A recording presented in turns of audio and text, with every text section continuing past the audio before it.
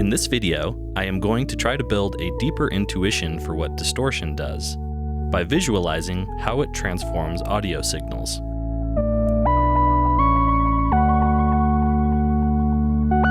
Next, I'll also introduce a free VST plugin I built. This plugin allows you to visualize the nonlinearity in any piece of gear from your hardware or software collection. Beyond visualization, you can also use the probe to capture a snapshot of the nonlinearity and save it to use later by loading it into the Companion Distortion plugin, which is also available for free. I have started creating a library of these presets that ship with the plugin, and I'm hoping as a community we can capture snapshots of all the unique and classic pieces of gear in our collection to share with each other. I'll have another video dedicated to the Distortion plugin, but I wanted to quickly mention it does much more than just load presets. You can also tweak the curves by controlling which harmonics are excited by the nonlinearity, morph the shape to something entirely unique, add texture and grit, or smooth things out.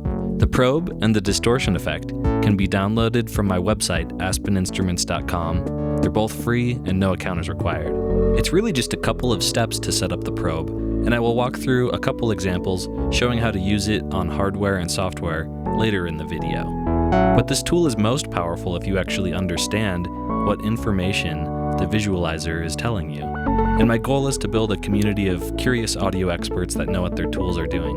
So I build a couple of animations that slow down time and build the intuition of what these nonlinear curves mean. So first things first, let's start with a super simple example and build up to what a nonlinear curve is telling us. We can start by simply visualizing pushing a waveform into a saturation effect and looking at the waveform that pops out.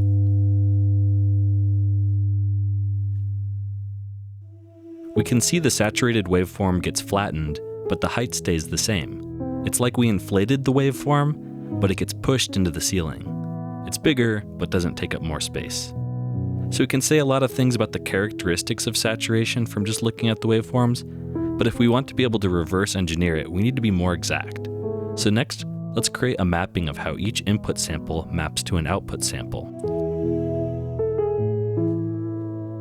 By drawing lines that connect the input waveform to the output waveform, we've captured the information we need to reverse engineer a nonlinearity. I started with lines because I think it makes it obvious what they're implying.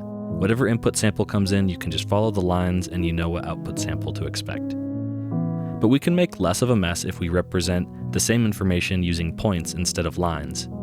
To do this, we need a two-dimensional coordinate for each input-output mapping. So we can flip the input 90 degrees so that it maps to the x-axis, while the output stays where it is, mapping to the y-axis. We can see that using this 2D visualization, we now map out the saturation curve exactly as we'd expect.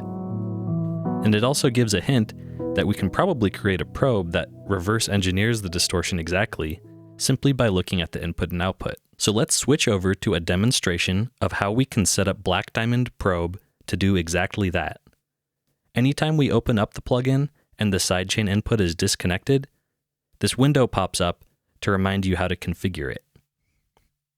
We simply drop the probe at the end of the effects chain and route the sidechain before the effects.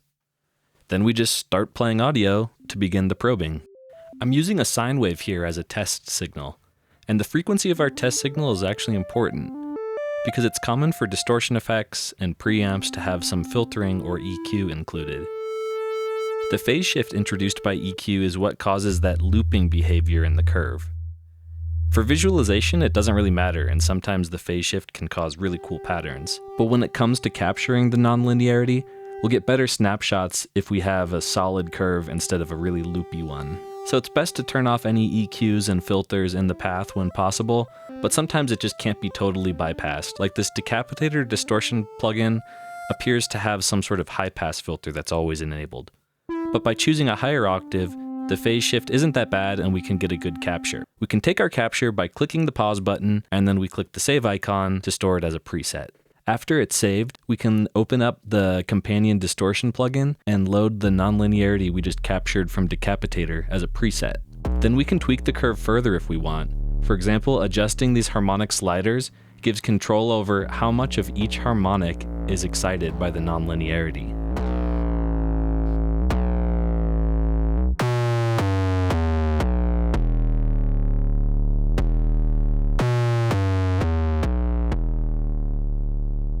I'll make another video dedicated to the cool things you can do with this distortion plugin, but now that we've seen how we can integrate with it, let's switch back to capturing nonlinearities, this time by probing a real hardware device.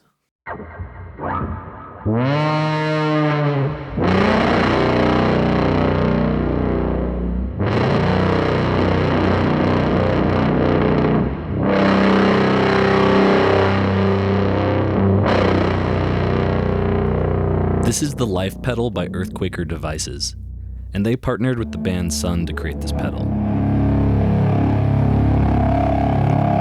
This band is known for using distortion in creative ways. They basically blast guitars through like dozens of amplifiers while dressed like wizards in a room full of smoke and playing with feedback. And one of the main reasons I wanted to feature their pedal is because it has an interesting analog octave effect. I was curious, so I researched the history of analog octave effects. This circuit was invented by engineer Roger Meyer, who worked with Jimi Hendrix to develop custom electronics that became a part of his signature tone. As an engineer, I was confused how this effect was even possible in the 60s, because the only way I know how to do real-time pitch shifting is with digital signal processing. But it turns out it's much simpler than that, because it's not so much an analog pitch shift effect as it is an analog distortion effect. And as you've probably heard before, distortion brings out harmonics, and the second harmonic is equivalent to the octave. So put 2 and 2 together, if we can figure out how to create a distortion that specifically brings out the second harmonic, then we've created an octave effect. In Black Diamond Distortion, we have control over how much each harmonic is excited. So if we bring the second harmonic slider all the way up and leave everything else at 0, we can see what a second harmonic exciter looks like. We expect the wave shape of the Life pedal octave effect to look similar. In order to hook up the probe to the Earthquaker Life pedal, I'm going to add an external instrument device in Ableton and route the audio to and from the pedal. Then I drop the probe at the end of the FX chain and set the sidechain input to the beginning of the FX chain. And that's it. I can just start playing a test signal and then capture the nonlinearity. And just like with any capture, I can save it as a preset, which can be loaded in the Black Diamond Distortion plugin. I'll toggle it on and off to compare the capture with the hardware.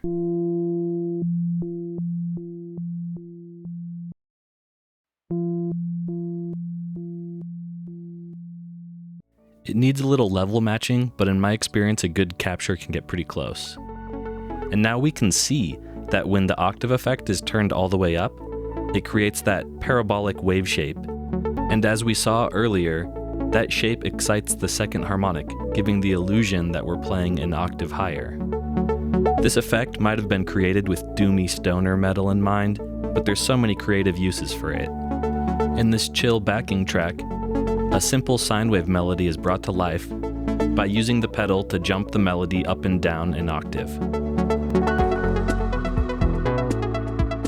This is just an introduction, but stay tuned for more videos where we'll explore the world of audio with these tools. And as a reminder, both the probe and the distortion plugin that are featured in this video are available to download from my website, aspeninstruments.com. They're both free and no account is required. At the time of posting this video, we're at an early beta release for these plugins, so if you find any bugs, please let me know.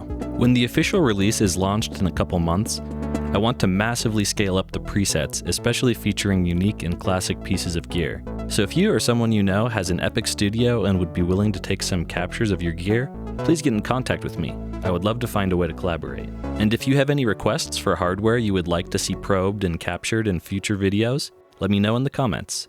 Thanks for watching!